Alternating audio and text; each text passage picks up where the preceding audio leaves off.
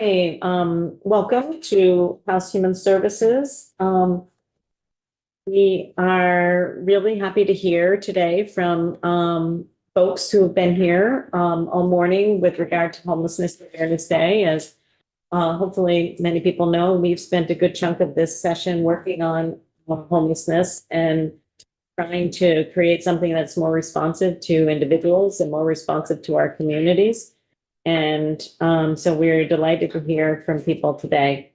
Um, and it doesn't really matter to me who wants to go first. Is there someone who would like to go first? Okay, I can go first and just set it up and then pass it off. That'd be fine, Frank. Thank you.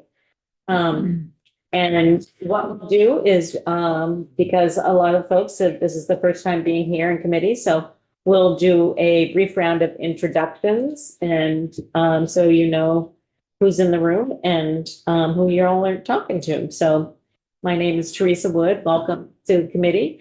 I live in Waterbury and I also represent Bolton, Buellscore, and Huntington. Ann Donahue from Northfield, also represent Berlin. Good afternoon, Eric McGuire, I represent Rutland City. Hello, I'm Doug Bishop and I represent part of Colchester. Hi there, my name is Zahn Eastis. I live in Guilford and I also represent Vernon. And I'm Esme Cole of Hartford. I'm Jubilee McGill. I'm from Bridport and also represent Middlebury, New Haven, and Weybridge. And I'm Ray Garofano. I live in Essex and I also represent a part of Essex Junction. And then we go all the way around the outside, starting with Lori. Lori Morse, Committee Assistant. Eric Casey, Vermont Network Against Domestic Executive. Carissa Myers, Executive Director of Bennington County Coalition for the Homeless and District. Amy Flynn, outreach caseworker for UCCH. Katie Regan, with Action Circles. Jess Graff, Frank and Brandau, Community Action and Program CEO. Hi, Al Lovely with Evernorth. Great. And Frank. Looks like we'll maybe have other people come in. Come on in. Come on in. Welcome. We're not gonna have much council right now, Yeah. so someone can sit right there. Might be a good spot for Marie.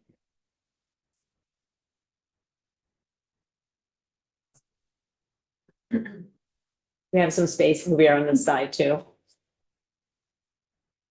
We were just doing introductions, so you arrived at just the right time. Well. Marie, I heard somebody mention your name. I didn't know your name, but so I'm calling you by your first name and we haven't been introduced yet, but hi. You want to introduce yourself, Marie? My name is Linus. I live in Middlebury, Vermont. Great, thank you. Brenda Spiegel, Executive Director and List Vermont. Okay, and then over here. Nation Pro, I'm the Continuing Repair Program Director at HHAB. Bruce Shire, Program Coordinator for HHAB and the Balance of State. Great. Well, thank you all for being here this afternoon. And Frank, we'll turn it over to you to introduce yourself and get us going. Perfect. Well, thank you so much, Chair Wood, members of the committee. My name is Frank Knack. I'm the Executive Director of the Housing and Homelessness Alliance of Vermont. We really appreciate you all making time for us to testify today. I think my remarks will be relatively brief. You've heard most of what I've had to say before, and then I'll pass it off to others. I do want to just kind of set the stage a little bit for the conversation. You'll be hearing a lot from folks who have had, direct experience on the ground, either as someone who's been directly impacted by homelessness or someone who's working on the ground as a provider. And so I just wanted to kind of set the stage with some data about where we're at currently in Vermont. So as you may have seen, the Vermont Housing Needs Assessment report, which came out last fall, found that in Vermont, we need between 24 and 36,000 new homes by the end of this decade. And if you dig into that report, you'll see that about half of those homes need to be affordable. And so we need about 15,000 new affordable homes in Vermont by the end of this decade to be able to meet the need. And so obviously that is a massive undertaking. And at the same time, if you actually look at our number of unhoused people, last time I think I was here, I talked about hit count data. And so now we actually have a little bit more accurate data, but obviously it still has its flaws. But through the most recent coordinated entry data that we've collected statewide. And so I just wanted to clarify, prior to this year, the way that coordinated entry data was collected between the Balance of State and CCHA, Chittenden County Homeless Alliance, the Balance of State didn't distinguish between, or the Balance of State didn't distinguish between literal and at-risk homeless. And the Chittenden County Homeless Alliance did. And so now we've corrected that. And so we have apples to apples across both jurisdictions. And so now can provide really good data sets about what the reality on the ground looks like in Vermont. Great. Can I ask you a quick question? So, we hear the administration throwing around the number about the, number of affordable homes that need to be, or homes in general, but, we concentrate on affordability as well. And what's that definition of affordability? And I know people talk about 30% of a person's income. I guess what I'm seeing is I'm not seeing a significant concentration of what I would call affordable homes for people who live on SSI alone or disability alone. And do you have information contrary to that? Or it doesn't seem, it seems like we're casting sort of this wide net. If we just build more housing, that everything will be solved. And that it just doesn't ring true with everything we hear in this committee, that it needs to be very actually specific and targeted housing if we're going to make an impact on homelessness. Yeah, and I think that's what the housing needs assessment made clear, is that almost 1 out of every 2 homes, it needs to be at 80%. I think it's 80% AMI, but needs to be affordable. Yeah, that's not what's happening. Yep. No. And so 80% of area median. income. Yeah. Affordability, so 50% of median income. Yeah. And I It's, think, oh, sorry. and no, I guess I just wanted to, because I know people watch this, and I know that there's, everybody talks about housing, and honestly, it just frustrates me a bit because we're not going to do anything to reduce the number of people who are homeless unless we have concentrated development on affordability from the perspective of people who have disability as their own income, or only income. And I don't see that happening to the extent that it would need to. Absolutely. And I think that's one of our, we were really supportive. House Housing in General's recommendation on the budget was 25 million for BHCB. So my understanding is BHCB had about 60 million in project requests for FY26. And I think we had requested roughly $50 million in our initial ask. Plus the maximum of the property transfer tax. So that would have gotten close to that 60 million so they can max production when we have this need for affordable housing. That number is now down to just 5 million in the FY26 proposed, the budget that has passed both bodies. And so we're going to see a drop in the number of production at the very time when we need more affordable housing. And I'll talk a little bit about this in a bit, but I think one of the criticisms we often hear too is like the coordinated entry system is failing. And I think the coordinated entry is the process. It's not a solution. And so coordinated entry is how we identify people and connect them with resources or connect them with housing. But it only works if we have affordable housing to move them into. It only works if we have services that connect them. Not able to actually make much of an impact. And so the coordinated entry system is unable to actually meet the need because there's no outputs to move people into. So no, that's absolutely right. And I think if we look at the most recent numbers, so I think last time I testified, we talked about the 2024 PIT count, which was around 3,500 people statewide. So if we look at just the March coordinated entry numbers statewide, which we know doesn't include the folks, and Karen talked about this, but it doesn't include folks who are survivors of domestic violence, who are working through the domestic violence programs. It doesn't include the people who haven't just been caught in the coordinated entry engagement, but that number was 4,971. And so we're talking nearly 5,000 people in Vermont, including over 1,100 children. And so that was in March. And so to put that in some context, right now our statewide shelter capacity, so the entire shelter capacity of all of our shelter providers across the state is just 655 households. So 5,000 people, 655. So a massive gap between the actual numbers and the actual capacity we have. And so I think that's one of the reasons why we've been so supportive in urging the legislature to really maximize investments in the GA program, because that is that only backstop we have for the most vulnerable Vermonters. We greatly appreciated the work that this committee did and your recommendation to fully fund GA without caps. And, would continue to urge the legislature to kind of think about, the budget's not done yet. There are still opportunities. Without those dollars, we're going to continue to see these mass exits like we saw on April 1st, like we saw last September when people hit this cap. So again, the people are going to hit their caps later this fall again. And there's no place for them to go. I heard from a shelter provider this morning talking about like her job literally was giving tents to families with small children because there was nothing else for them to do. That was Vermont's solution to homelessness, to family homelessness at the time. And I mean, I think that what you just talked about is important. And while our committee made one recommendation, what ended up in the House version of the budget is different, and the Senate essentially kept what the House had. But I understand in conference committee, there's going to be a move to reduce that number.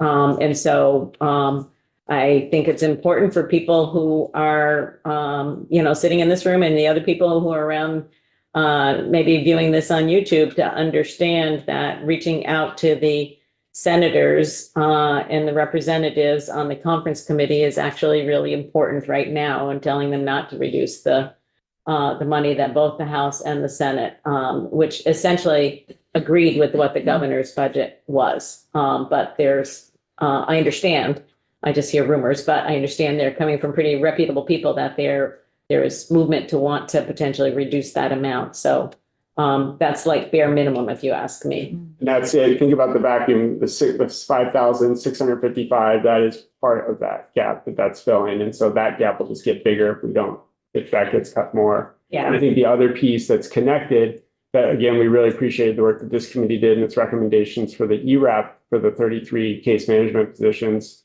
that are working in the hotels. If those funds are not, continued and we lose those positions, I think one of the big concerns we've heard is that folks in the hotels are not getting connected to services, and there's just this gap. And so we'll lose additional capacity to connect people in the hotels with services and have those positions in the hotels across the state. And so I think the perfect storm of problems that we're going to be facing if those positions aren't funded. Yes, and time is of the essence.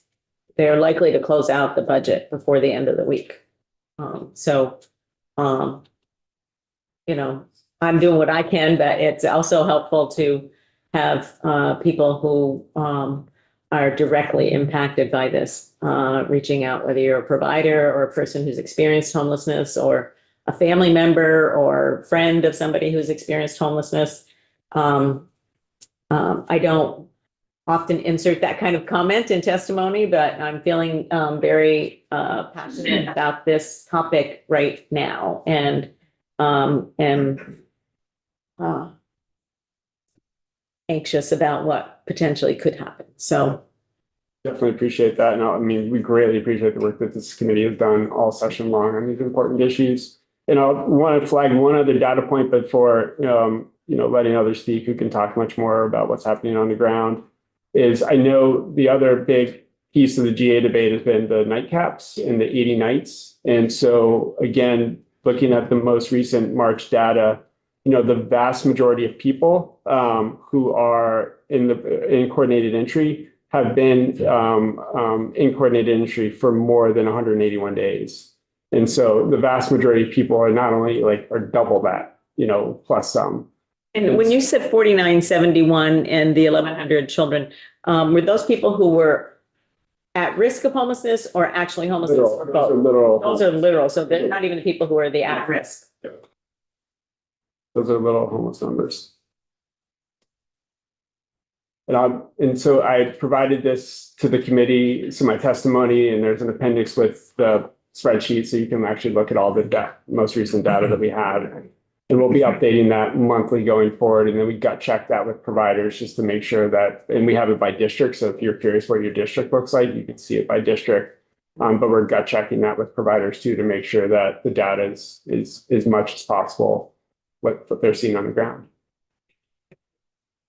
By any chance, do you folks also track contact hour data Like i.e. between, hours between, connecting with that coordinated entry as well as the participant, are those hours tracked? Actually don't know. Do you know Do we track the duration? when folks are Engagement hours, Yeah, i.e. if there's, people are, 3 days, from them entering. If you're going to speak from it, I'm okay with Yeah. somebody talking to answer a question, but if you could just identify yourself first. Thank you, Chairwood. This is Carissa Myers. So it would be, from the enrollment entry from the client, from that point into coordinated entry, it would be 3 days. Okay. Following proceeding 3 days. all right, what I'm asking is how many, if you're tracking those hours in regards to meeting with the participant at the location, I hear that we meet with, the coordinated entry is meeting with the participant at the hotels. And it's vitally important that those hours are tracked. Why? Because it will justify the reason why these positions need to be funded.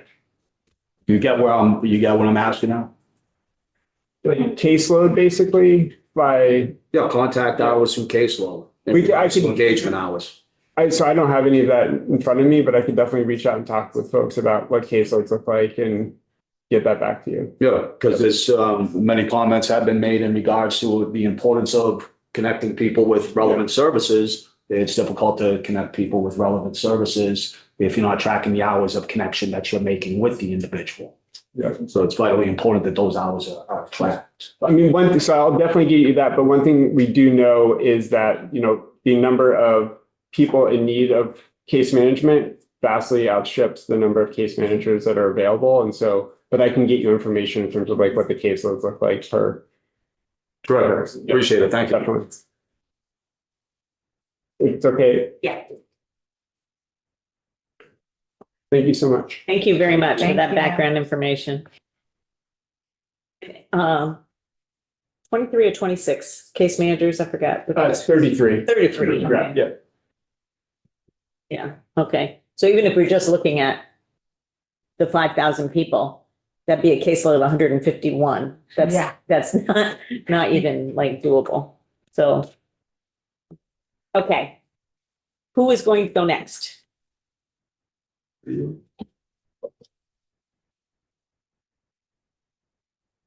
Well, hang on, just to your point quickly though, we fund an awful lot of agencies that have Yeah, coordinated. that's what I'm saying. It's not just those 33. Yeah. But I'm just saying, if it were just those 33, those are ones that were specifically funded. And they do specific work in the hotels. Yeah. And so I'm not even talking about people in the hotels. That's just, the 5,000 people that he was talking about most recently. Okay. But yeah, there are other positions that do service coordination and case Mhm. management besides those 33. Hello, Marie. Hi, Welcome. thank you. I appreciate you all giving me your time. Please bear with me. This is my third time speaking today, so my emotions may be a little bit more Oh, it's okay, sensitive. Let me just give you a little bit of, give you an idea of when my downhill spiral started. I'd say my downhill spiral started in 2014.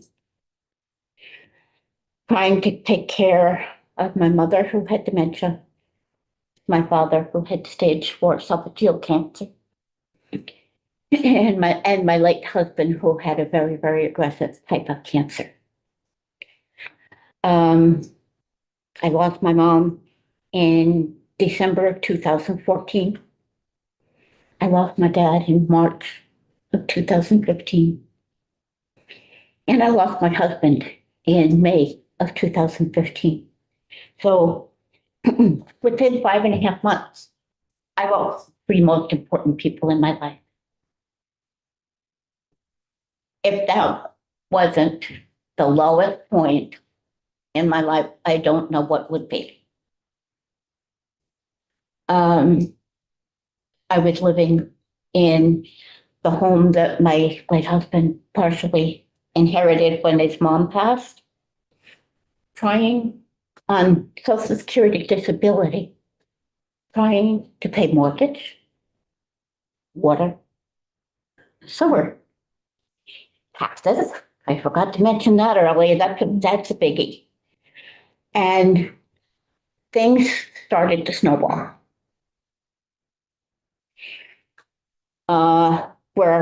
And I wanted to catch it before it got out of control. So I talked to my late husband's sister and said to her that she might want to start looking for somebody to take over the mortgage on my house. Well, a few months later, she was able to find someone. And then he moved his daughter into the home with her children, which left me out. I had nowhere to go. Really didn't know very much of anybody in the area, so I ended up in Middlebury at the Charter House. Talk about a terrifying experience for somebody who's never been homeless before, who when they were younger, their father had a good job, and never had to worry about having food on the table or a roof over my head. And now I'm worried about every single one of them. So I was at the Charter House from March 1st until April 15th. And then I ended up going to the John Graham Shelter in Virginia for a few months. I was homeless for 6 months, but to me, it felt like 6 years. I was scared, frightened. I had no family around. And I just felt absolutely lost.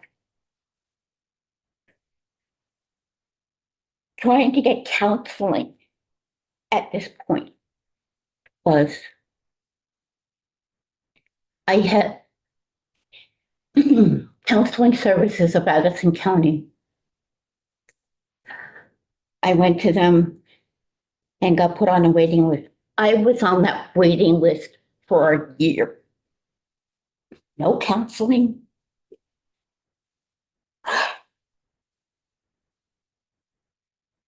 And I don't even, the families that are unhoused right now,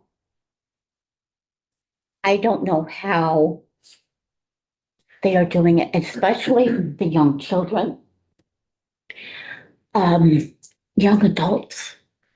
I can't even imagine what their mental health is like. And a lot of them don't have the resource, don't know about all the resources that are available to them.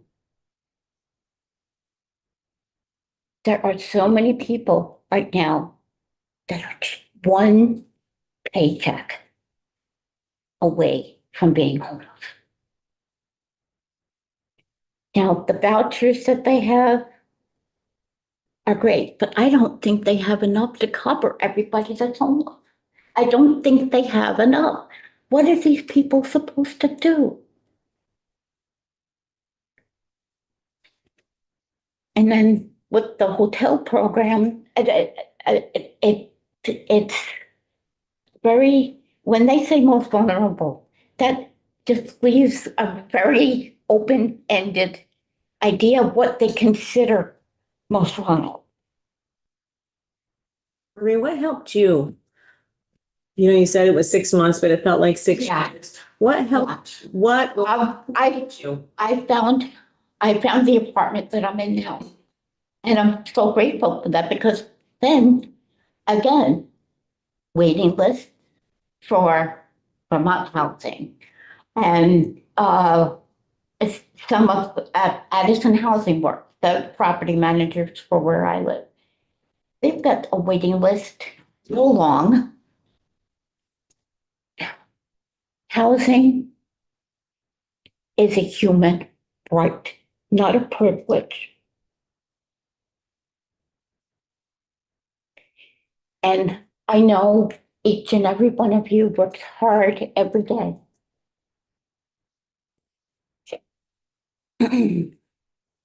But if the tables can be turned for just one day,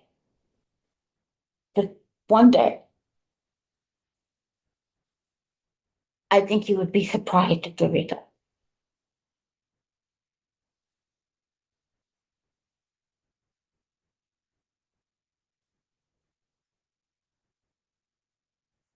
Any questions? Thank you, Marie. Thank you. I know it's hard to sit in a room full of mostly strangers and, share such personal information. And I really mean that for anybody who's going to share their personal story. And it helps us to ground what we do in this building by understanding people who come forward and share their stories about how life has impacted them, and like you said, it could be any one of us at any moment in time. And so understanding, If I didn't have my subsidy, right now I pay $470 a month. But if I didn't have my subsidy, the apartments that I live in are over $1,000 a month. I wouldn't be able to handle that. I'd be back on the street again, which scares the living daylights out of me. well, we're really happy that you have a spot. And what we're working towards is that other people will have similar situation where they will be able to get housing as well. So thank you for sharing your story here, Marie. Really appreciate it. And I hope this is the last time you have to share your story, right? I think so. Okay. At least for today.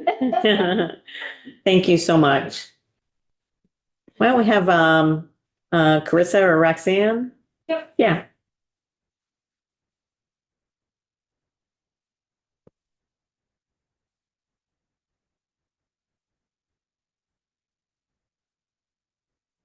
Good afternoon. I'm Carissa Myers. I work for Bennington County Coalition for the Homeless, the executive director, along with my co-director, Roxanne Corelli. She just couldn't be here today. She's dealing with matters that are urgent at the shelter. Thank you. So we are Bennington County. We serve all of Bennington County, and we may appear to be very small and rural, but unfortunately, with that one Main Street being our main road in and out, and we are a tri-state area, it does look that we are largely impacted by homelessness right now. The April 1st, I would call it abrupt panic of our clients and the homeless population in Bennington County did cause quite a rough time for our folks. We were seeing children, cribs being built on the side of the road just on Main Street. Folks picking up cribs, baby cribs, and bringing them down to another encampment location because encampments were getting closed down.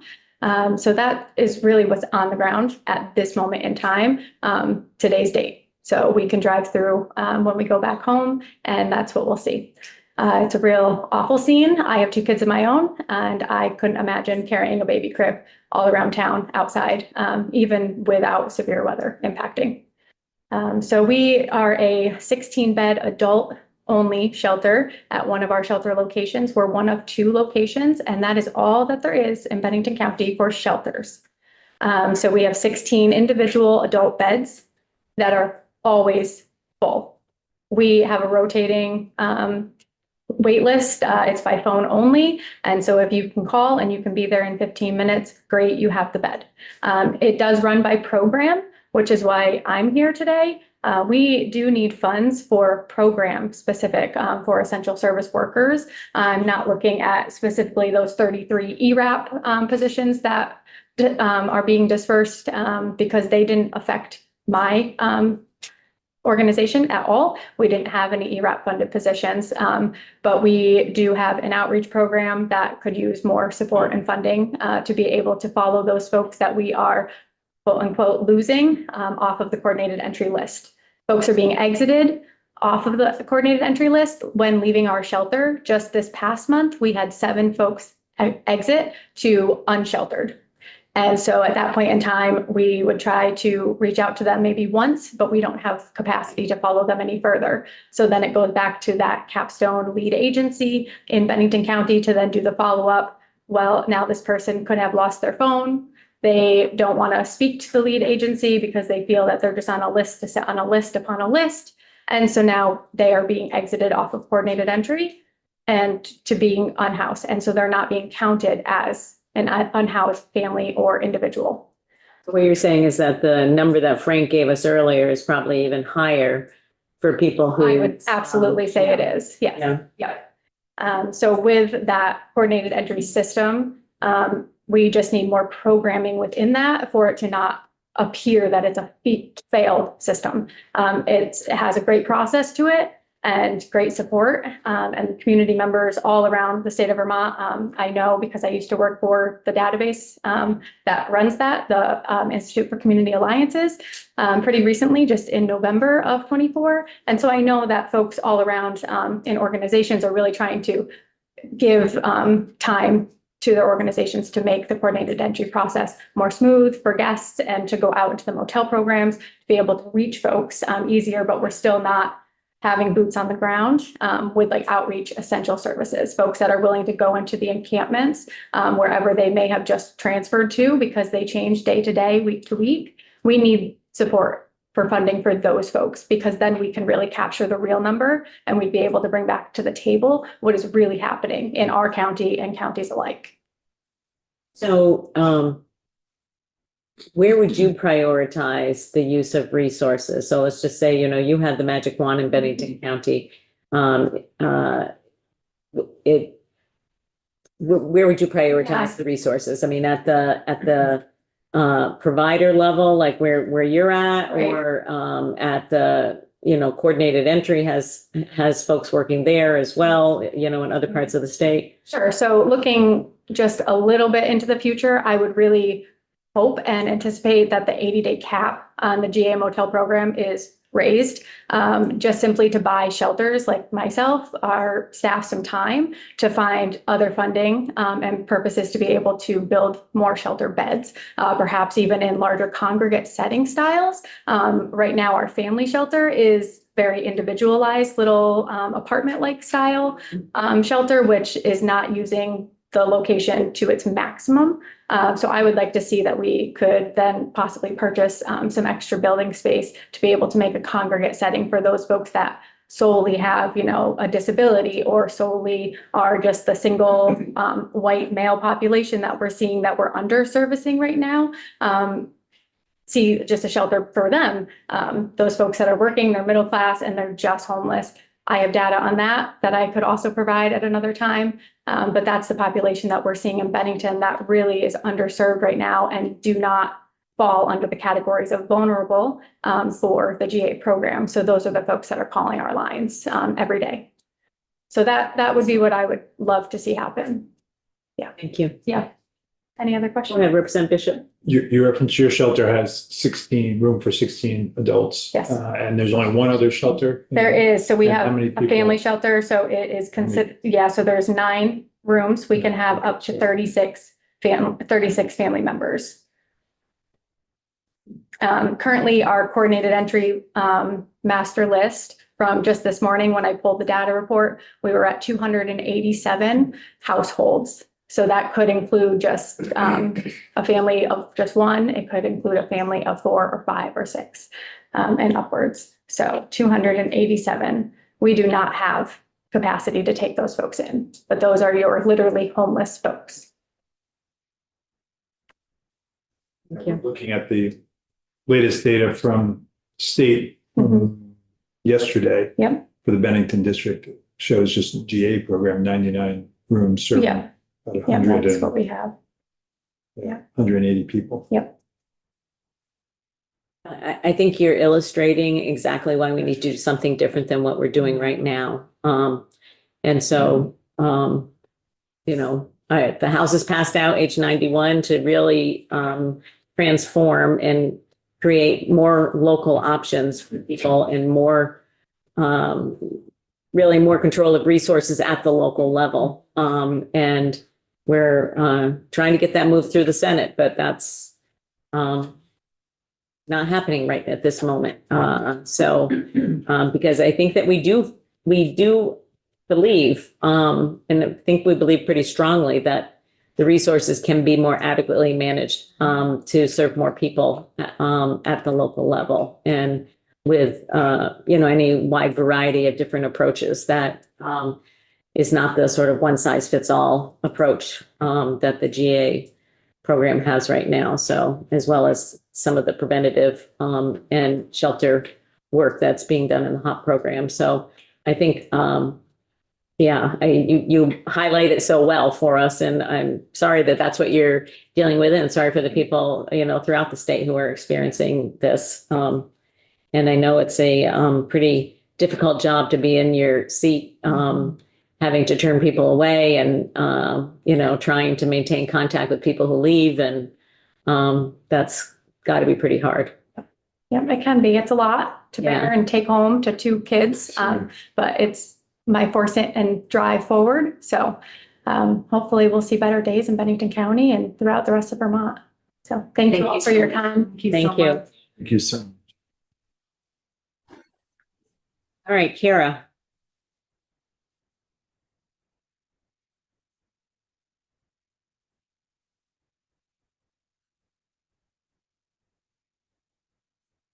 Hello, Hi. my name is Kara Casey. I work for the Vermont Network Against Domestic and Sexual Violence. I'm the Director of Economic Empowerment there. I'm also on the board of HHAB. So thank you for the opportunity to speak today on Homelessness Awareness Day. The Vermont Network Against Domestic and Sexual Violence is a leading statewide voice on issues of domestic and sexual violence in Vermont. Our coalition has 15 member organizations that serve every town in the state. And they serve with supporting survivors fleeing violence with shelter, rapid rehousing, transitional housing, motel overflow, and help accessing the GA emergency housing program. Domestic violence is one of the leading causes of homelessness in women and children nationally.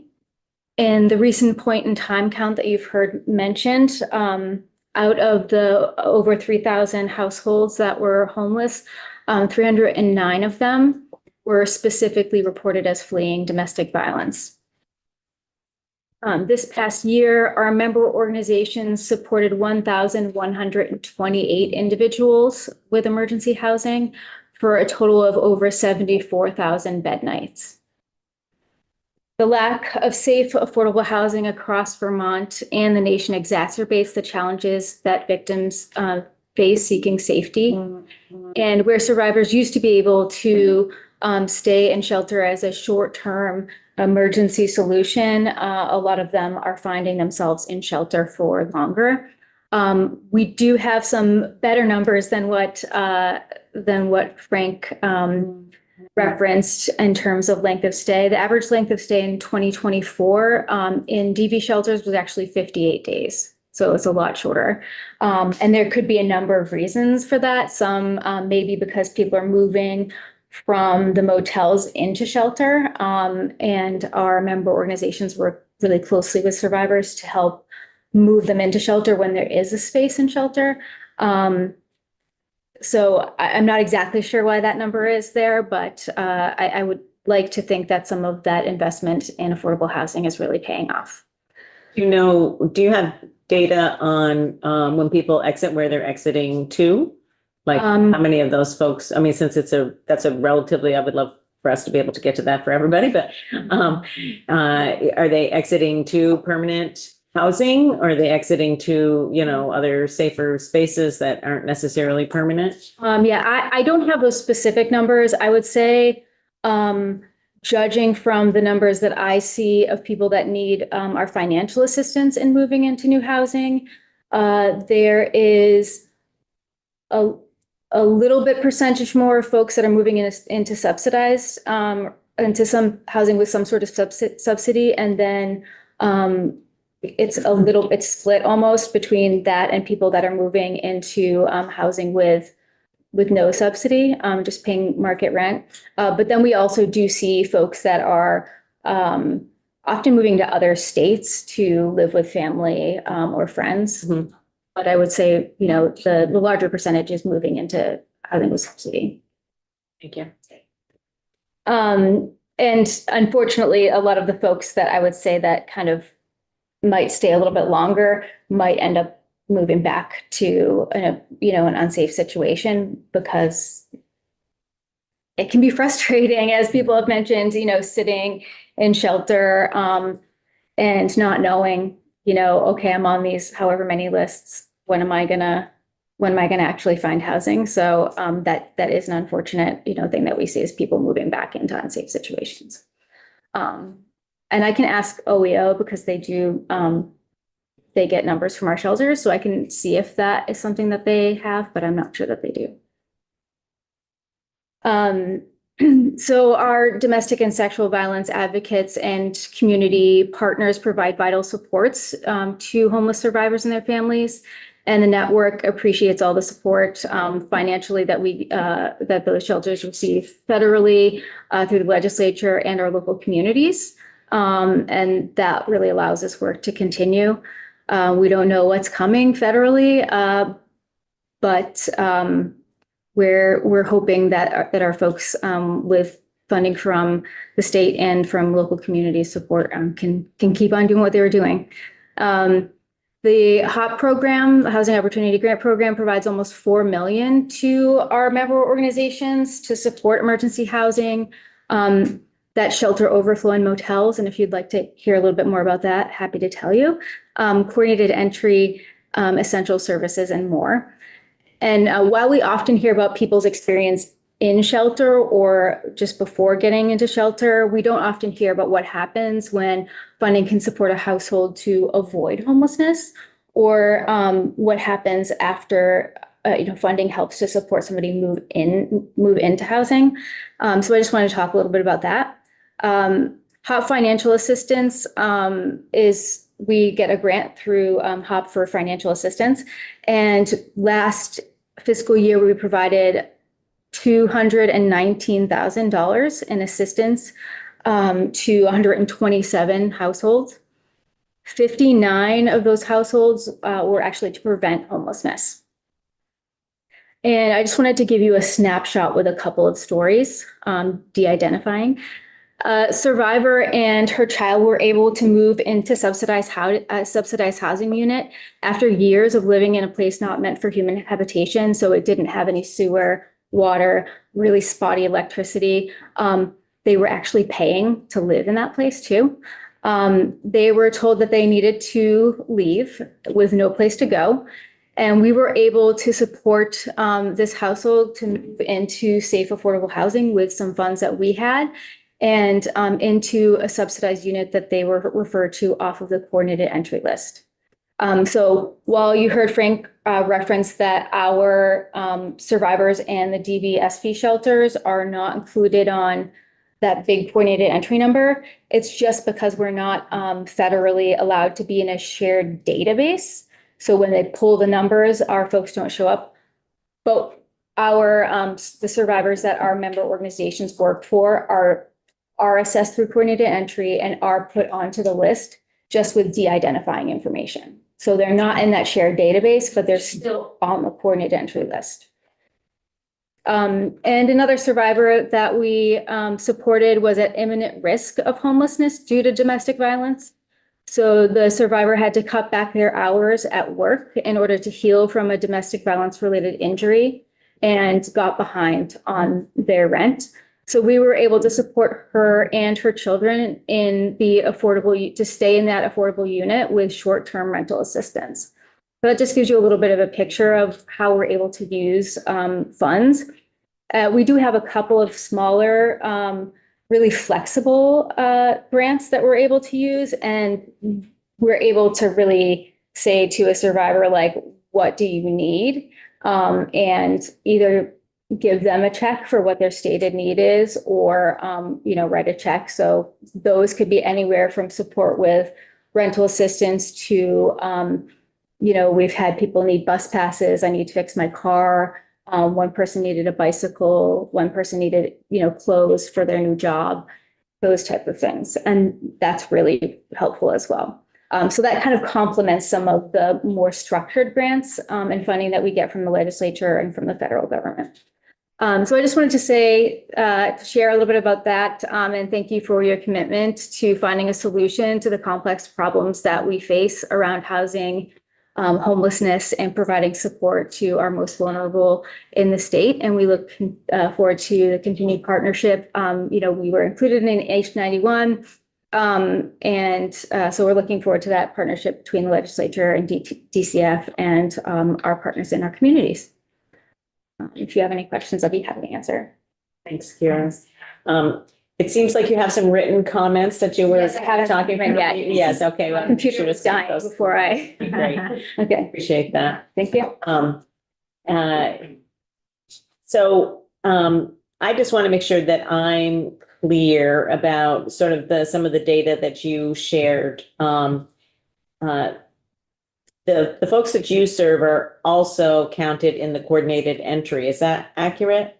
We're not all of them are counted in the coordinated entry. Like if we pull a report from coordinated entry, they're not in that shared database, so they wouldn't be included. Okay. But if you ask a community, like how many people are on your list, and they have like a list that's not just pulled from coordinated entry, our folks would be added in there with just a unique ID. Right. Okay. All right. The master list. The master list, yeah. Under consideration for opportunities. Yeah. Okay. I know that there's some, rules and obviously some protections and things that need to be taken into consideration. I'm just trying to, understand when we talk about the number of people impacted by homelessness in Vermont to understand what the sort of global number is. And It's our growing every day. Yeah, our organizations, like those 15 member organizations, have that federal rule, but like Capstone doesn't. So if one of the survivors that is living in a DV shelter is not being assessed through that DV organization, but goes to like a community action, Right. Yeah. they can still have their name on the list. Then it's just specifically when they're being assessed through our organization, or if they ask to have a unique ID. Right. Okay. Thank you. Any other questions for Kara? Thank you so much. Thank you. Really appreciate it. Okay, now I just wanted to check in and see if before Brenda comes up, just want to check in and see if there's anybody else who wants to testify today. Okay. Thank you for joining us, Brenda.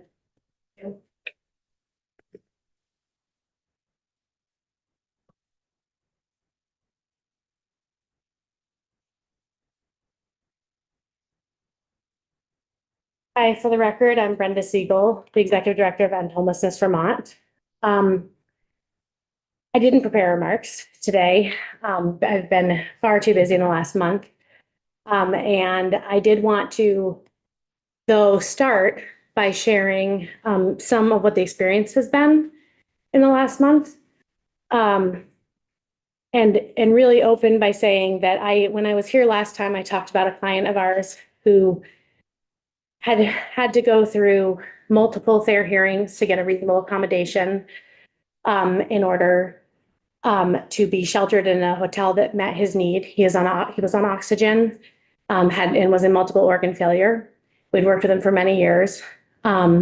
Recently, he had to move again. He was fleeing domestic violence. He had to move again. And we had to again ask for a fair hearing. This time it got overturned before the hearing. And were able to get him sheltered. It was incredibly stressful. He shared with me that he was struggling to keep up with his health and was not sure how long he was going to be able to hang on. And a little over a week ago, he died. He was on social media at 4, and his son found him at 4:30. This was a big loss for our organization and for a lot of Vermonters, because he actually was one of the most helpful humans and helped a lot of clients who were also disabled in the Rutland area. Can I ask a question? Sure. And I'm first off really sorry for your loss, because I know you worked with him for a long time. And I know that was really hard, and so I appreciate that. Thank you. I just want to, I guess, make sure that I was understanding So, through multiple, it seems as though multiple times, even though he had these ongoing issues, he had to request accommodation, reasonable accommodation, multiple times. So the fact that I guess I'm just stating what it should have been obvious to an incredibly dysfunctional system. Yeah. That he should not have had to prove that he needed reasonable accommodation yet again.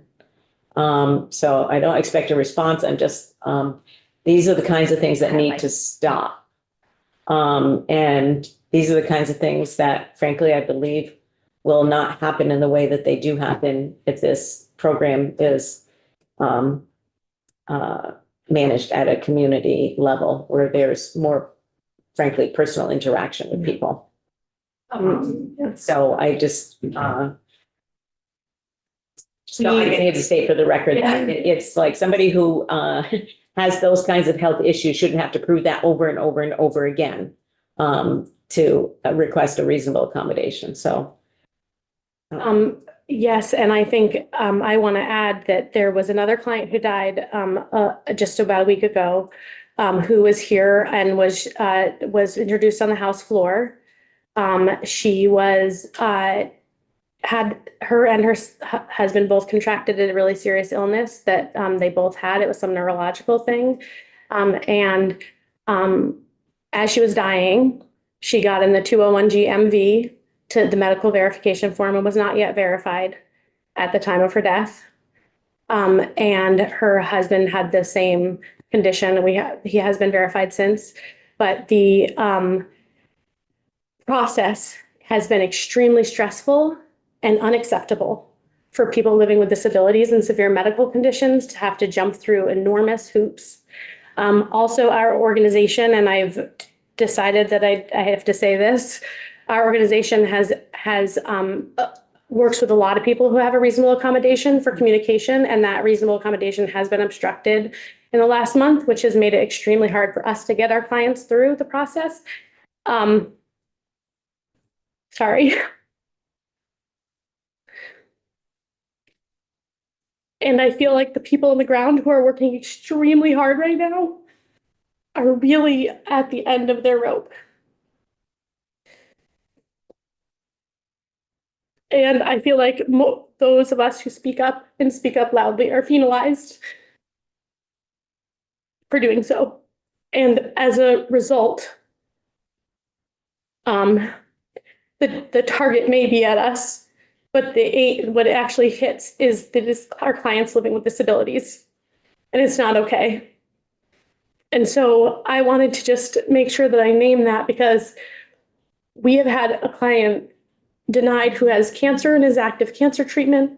We've had who we're going through a fair hearing. We've had a client denied who has muscular dystrophy because he does not have a medical provider, but we have found other ways to verify it.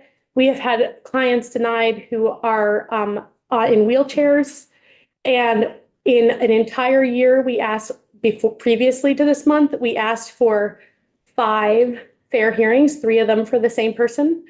In this last week and a half, we've asked for 14 fair hearings, and we're not done with the list of ones that our clients have requested. And we are struggling to get through a process where there is a humane ending for these individuals who we know are medically vulnerable. There's no doubt in our mind. And not all of our clients qualified, though they were all extremely vulnerable, but the ones who did should not be wondering whether or not they're going to have shelter. And so I did want to share with you that process has been extremely difficult no matter who you are.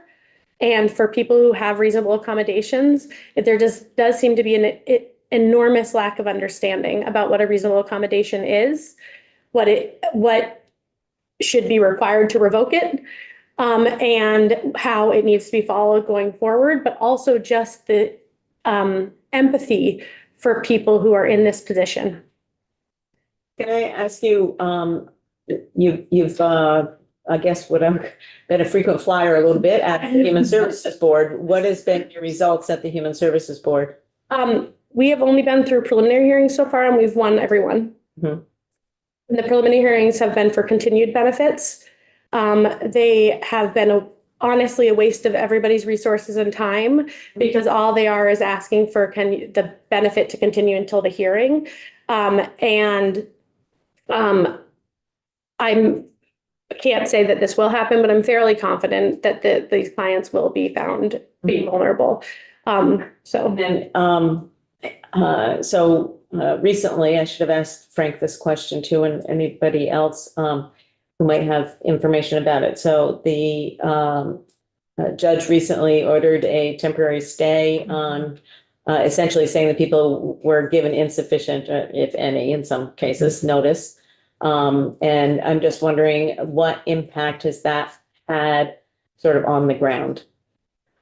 So on Thursday, we said the temporary restraining order, our clients that are being exited today should not be exited. Nobody responded to us. I'm sure they were just getting ready for it, but quite frankly, it was a court order and they needed to figure out a way to keep people sheltered that night. We asked hotels to keep our clients sheltered, but I'm sure people were exited.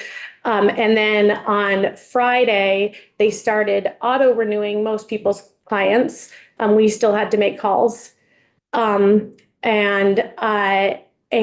they started, and they did not get to everybody. And on that day, some ESD workers were told that to my understanding, obviously I'm not in the background seeing what they're told, were told that they could backdate to the 1st, but some were not, but the court order should have allowed them to. And then we are confused about what's happening going forward, because right now it seems like their expectation is that on the 9th, that everyone was auto renewed till the 9th. But not necessarily given the notice that's required by the court order. And it seems like the expectation is on the 9th, they just won't renew people, but we don't have any confirmation one way or the other. We are, End Homelessness Vermont is named plaintiffs in the lawsuit. So we do get the information as it's coming. Have you seen any new notice, written notice that the department may be issuing to individuals? There's a benefit award letter. I'm a little confused by it. I don't think anyone's agreed that that's sufficient notice necessarily, but it is improvement if we could keep it. It says what your benefit is. It says says sort of what you need by the next renewal date, but I feel like that is not really clear information necessarily on the form.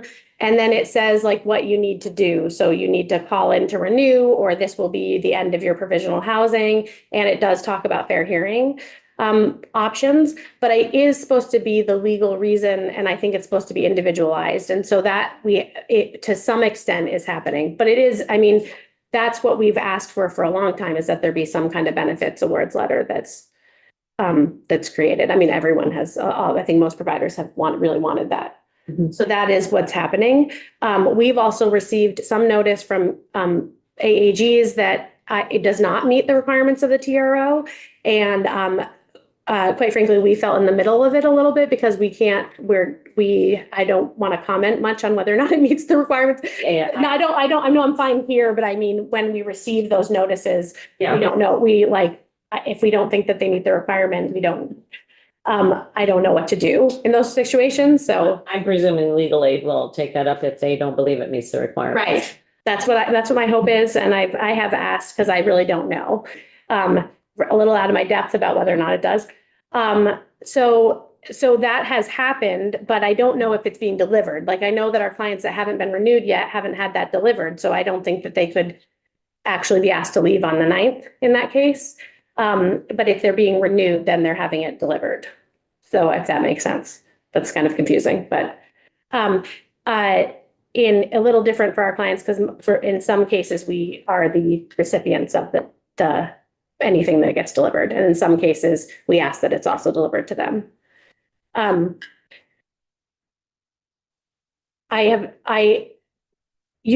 brought information from our almost finished, I've been threatening for a long time, but our almost finished report that is now being reviewed is actually being reviewed by the public health researcher right now. I just wanted to share a little bit of that data, but if we don't have time, it's also okay. Is it something you can submit in writing? Yeah, once the report is done, I can submit the whole thing in writing. The main piece of it. I was gonna say, give us the high point. Yeah, the high points of it are that there was a couple of things that we really felt like were important to take note of. For example, that 74.6% of the people that we interviewed, which was 200 people across the state, and had physical health conditions of some kind, and 92.5% had mental health challenges of some kind.